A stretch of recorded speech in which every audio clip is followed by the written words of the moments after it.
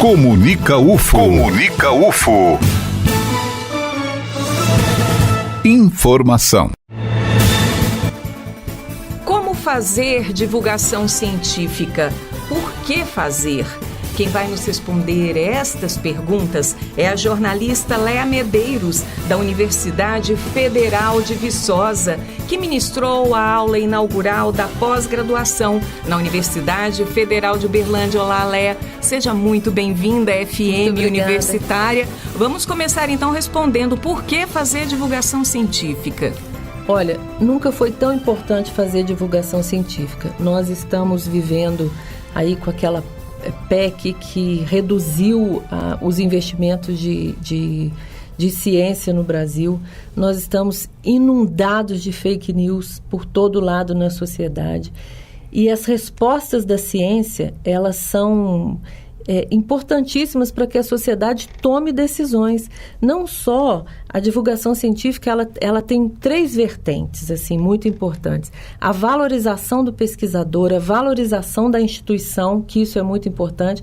Nós que somos jornalistas trabalhamos muito com isso. A interferência nas políticas públicas, que esse é um assunto muito interessante hoje no país, e a alfabetização científica das pessoas. Então, nós estamos inundados de ciência, né? Se você pensar uma resposta para o que aconteceu essa semana em Suzano, a psicologia é uma ciência. Ela tem respostas. Se as ciências sociais vai ter uma resposta. As ciências sociais, a psicologia. Se a gente pensar na inundação de São Paulo outro dia, as mudanças climáticas têm respostas para aquilo, né? O acidente de Brumadinho, a ciência tem resposta para aquilo. É a ciência que vai dizer se sabia ou se não sabia que aquela barragem estava correndo risco. Então, a ciência está na sociedade, mas a sociedade não sabe disso. E como fazer a ciência para que a sociedade perceba a importância dela no contexto? Olha, eu acho que passa muito pelo compromisso dos pesquisadores. Os pesquisadores têm, eles vivem por conta, né, a missão deles de dar aula de formação dentro da universidade, de fazer pesquisas e publicar na comunicação científica, nas revistas especializadas. Mas não existe no Brasil ainda, isso está começando, uma política de incentivo à divulgação científica, de mostrar para o pesquisador que ele tem um compromisso social, que ele tem que mostrar para a sociedade que a ciência está na sociedade e que ela precisa ser valorizada. E que sugestões daria para esse pesquisador, você que lida diretamente com a divulgação da pesquisa, para que ele fomente mais, você que está aqui do outro lado, que quer repassar isso para a comunidade? Eu acho que vocês estão dando com esse evento de hoje um bom exemplo disso. É preciso, dentro de uma universidade, unir a pesquisa e a pós-graduação, institucionalmente, a Pró-Reitoria de Pesquisa e Pós-Graduação, com as diretorias de comunicação, para que juntos, nós jornalistas sabemos a linguagem, temos o domínio das plataformas, conhecemos como fazer e os pesquisadores têm o conteúdo. A gente precisa estar junto para fazer isso.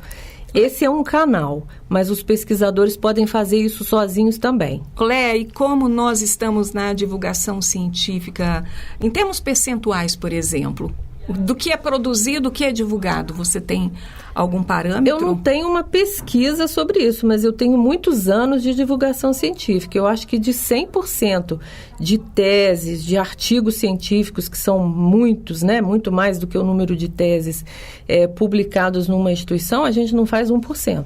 É isso, muito pouco, você sabe disso. Isso é muito sério. É muito pouco, porque às vezes a gente liga para os departamentos, para os pesquisadores e fala, olha, tem alguma coisa interessante aí? O que é interessante? O que é interessante, nós jornalistas sabemos, a gente tem os nossos critérios para saber o que a população gosta, né? Os valores que a gente tem para isso. Mas os pesquisadores não têm. Por isso essa parceria ela é fundamental, para que a gente, com os nossos instrumentos, instrumentalize os pesquisadores para isso e crie neles uma cultura de divulgar. Porque quase tudo pode ser divulgado. Até porque o que eles estão produzindo ali é para trazer resultados para a sociedade. Mas sabe uma coisa que eu acho importante? Às vezes, a descoberta de uma enzima, de um material, o resultado de uma tese ou de um artigo, por exemplo, não precisa ser isso a divulgação. A própria biologia, a própria engenharia é divulgação científica. Mostrar o que tem disso na sociedade, né? Tudo que tem aqui, nosso microfone, nosso celular, nossa câmera, está cheio de ciência.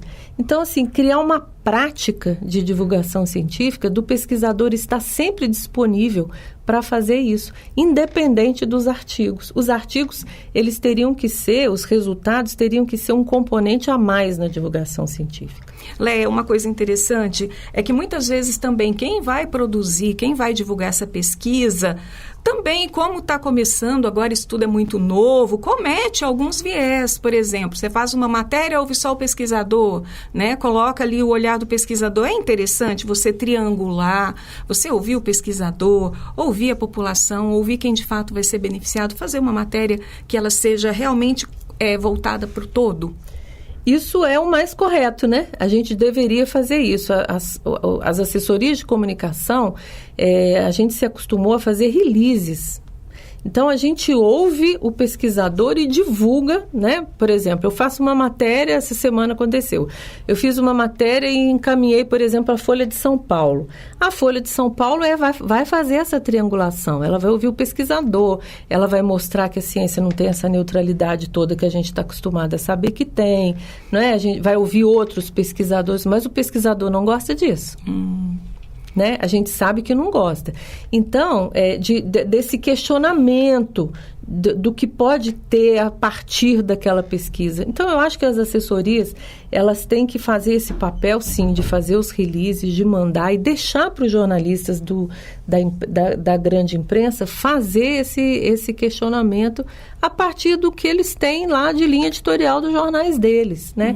Mas a gente, como assessor de imprensa, tem que preparar os pesquisadores para isso, de que isso é legal. Isso às vezes os pesquisadores têm mania de falar que o jornalismo simplifica a ciência, né? A gente simplifica mesmo, a gente transforma isso numa outra linguagem, para um outro público, e ele tem que estar aberto a isso, né? Essa abertura é que vai promover a divulgação científica, porque do contrário, nós temos que ler papers, e papers a sociedade não sabe ler. Exatamente. Léa, nós temos várias formas de divulgar a ciência, uma delas é o release. De que outras formas a gente pode popularizar a ciência? Olha, eu tenho visto, e na palestra eu falei isso, assim, acho que as mídias sociais são um canal. A gente tem visto divulgação científica em todas as áreas da ciência, no Instagram, no Facebook, no YouTube, pesquisadores que têm seus próprios canais e falam muito bem, né? Nós temos pessoas bacanas que falam palavrão nos seus vídeos, que falam de política, que falam de religião, mas eles falam. Eles falam muito mais do que divulgar um resultado de pesquisa, eles falam de ciência. A divulgação científica é para falar de ciência e não sobre uma ciência específica. Eu acredito muito, muito nos estudantes de pós-graduação, na formação deles, na sensibilização deles, para que eles se tornem divulgadores das ciências que eles praticam na internet, independente da gente, jornalista. A gente pode dar os caminhos, mas que cada um encontre sua linguagem, né? Eu citei o Science Vlogs Brasil, vários canais de ciência no YouTube, tem exemplos muito bacanas no Instagram. Então, cada um que faça o seu, eu acho isso muito bacana, se você...